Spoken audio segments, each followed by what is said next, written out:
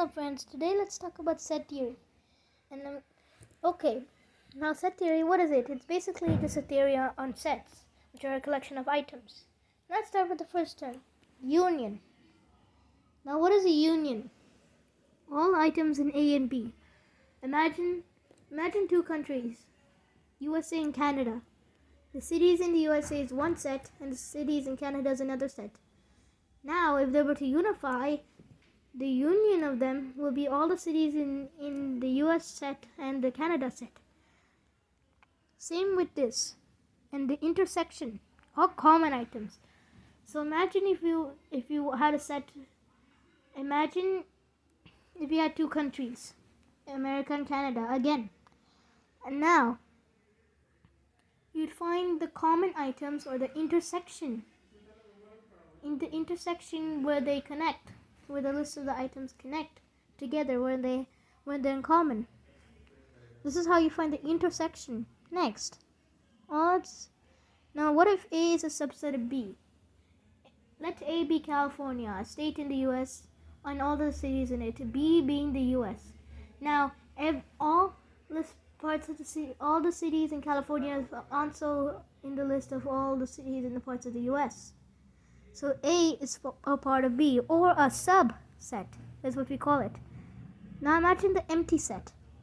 Imagine if you lived in a house and said, how many cities do you have in your house? You have none. So it's empty. There's nothing in your set. Now imagine something. California can be a subset of California. That also works. But with a proper subset, you must include one more thing, or in this case, one more city. So it could be California with Las Vegas, basically. That could be another set. But it must have one more item. Now what about the universal set? The universal set has everything, though you could change it to define something else. Now we have these rules, De Morgan's laws. Now let's explain what A and that symbol means.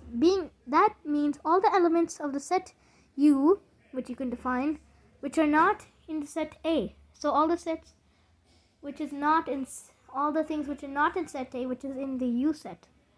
Now we understand that, we can go into De Morgan's laws. The union of A and B, everything which is not in there, is the same as the intersection between everything which is not there.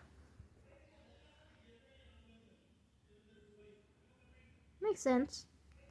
And the intersection of A and B, and now we find whatever is not in the intersection of A and B is equal to the union of what is not in set A and what is not in set B. And now the final thing is we have distributive laws.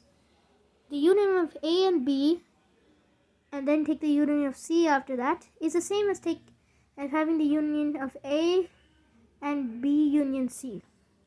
Makes sense, because it doesn't really change. And it's also the same as the union of A, B, and C.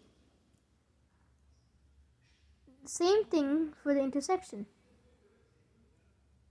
See you later, tomorrow, in another video of complicated maths made easy.